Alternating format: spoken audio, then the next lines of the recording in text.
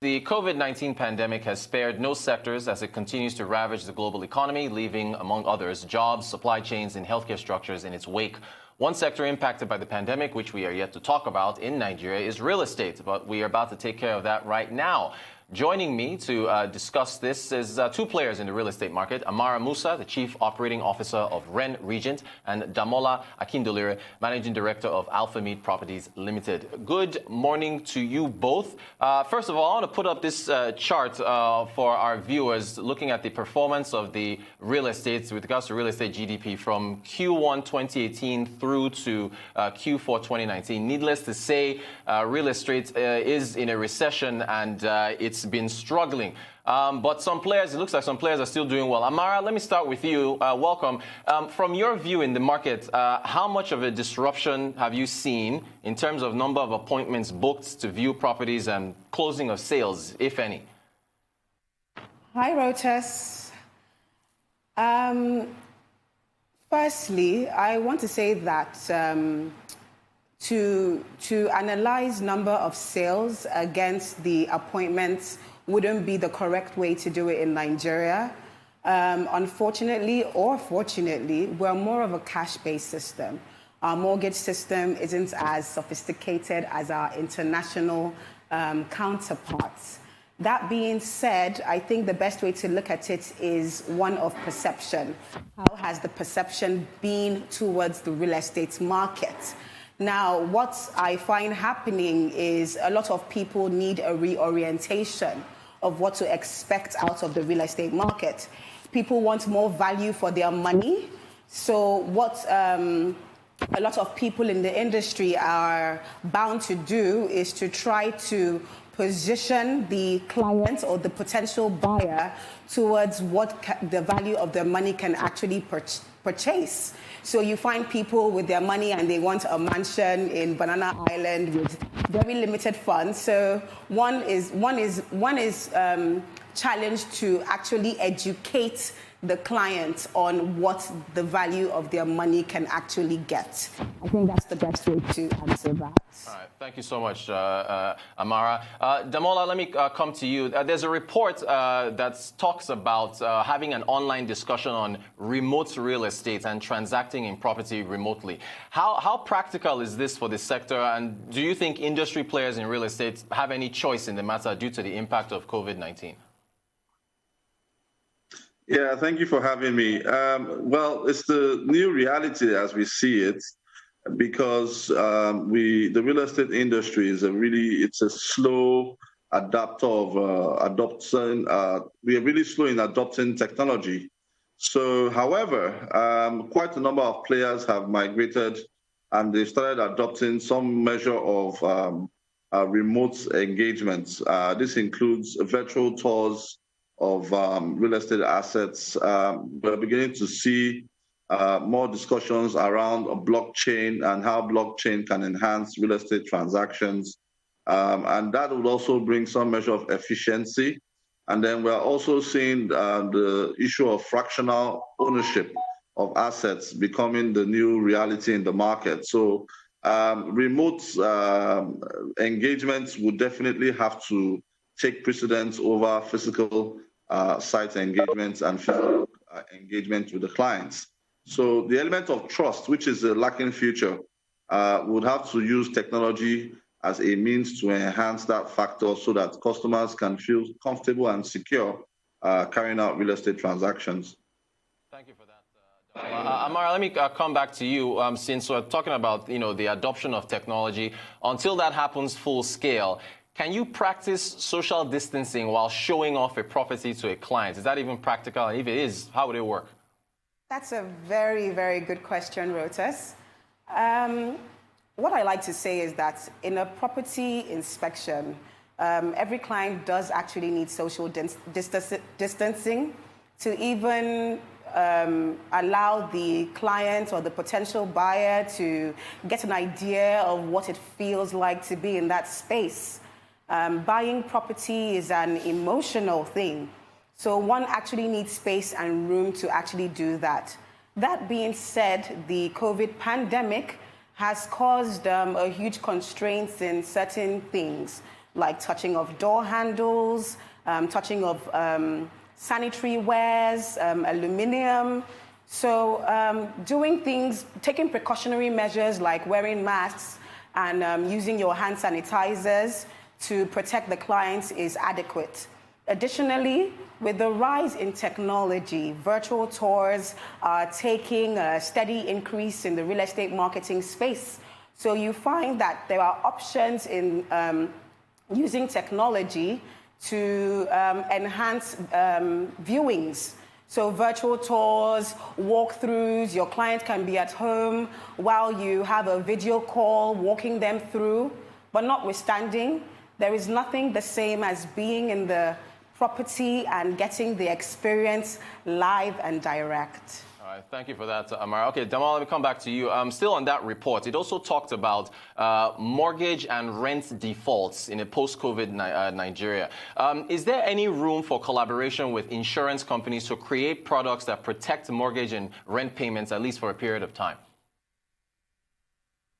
Yeah, I mean, thank you very much. That's really a vital question. The insurance industry has not really stepped up to play its critical role in enhancing home ownership in Nigeria. And I'll say this from two perspectives. One of the areas you look at that is a critical bottleneck in home ownership is the issue of land title. So we find ourselves, because of the bureaucratic nature of transferring title from one party to the other, we should have a situation where we can get things like title insurance, where in the process of transferring title from one party to the other, transactions can still go on seamlessly and mortgages can be created. That is one area that we have not really taken a close look at. And then also, when it comes to the issue of defaults, there are currently products in the market that support this kind of engagements. I do know insurance companies take what we call credit life insurance, permanent disability insurance covers, and so on and so forth. So if you have a mortgage, it's very unlikely that the mortgage would not be protected by any of this kind of insurances. So the mortgage industry definitely will be seeing a rise in claims because of some measure of job loss that may occur as a result of slowdown in economic activities. So I would say from the post-mortgage point of view, yes, the insurance industry is playing a support, but from a pre-mortgage point of view, more work still needs to be done from the insurance industry. All right, thank you, Damola. Amara, back to you. Okay, you just talked about the rise in virtual tours. You need help me out here. Are there viewing parties for showrooms when you're showing off properties? Is that where you show it to a group of people? If I want to know if that exists in Nigeria, and if it does, is that now completely dead because of the banning of groups of people coming together? So, Rotus, what you're referring to are open houses.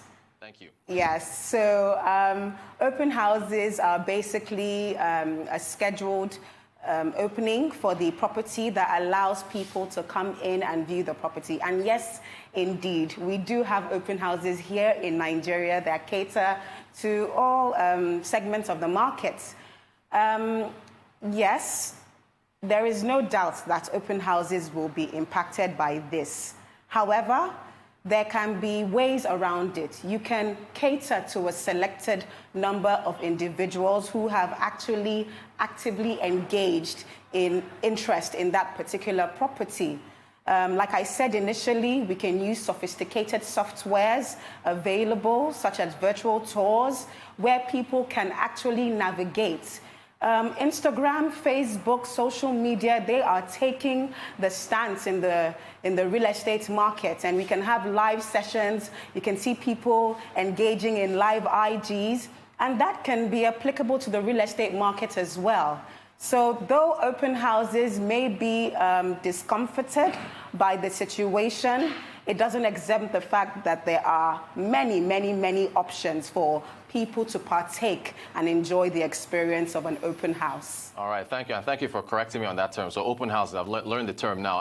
Damola, I wanted to ask about supply chain disruptions. This is on the industrial side. I've only got a couple of minutes. I'll quickly share this couple of minutes between you two. The need for warehousing because of supply chain disruptions on the industrial side of real estate. Is that going to create a problem for logistics or reduce demand for it? Okay, well, again, the supply chain disruptions definitely will have an impact However, one of the industries we see that would have a bit of would experience a bit of a neutral impact is the logistics and warehousing. The need, because of the increase in guidelines or restrictions of movements, warehouses would be the only logical distribution focal points for retailers and wholesalers.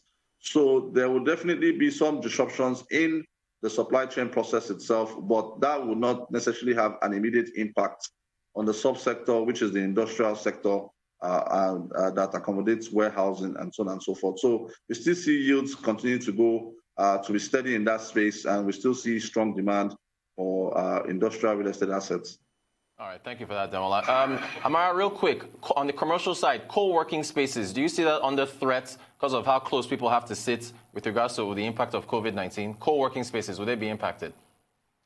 Well, yes and no. Yes, in the sense that everything is impacted by this pandemic, co-working spaces inclusive.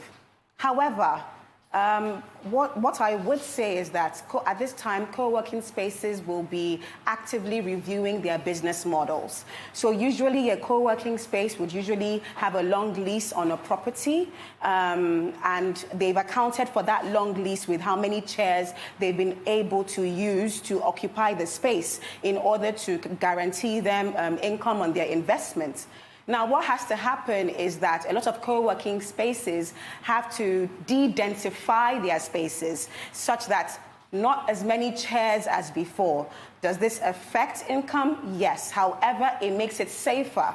Multinationals at this point will be trying to ease out of their long-term contracts in their tenancy agreements.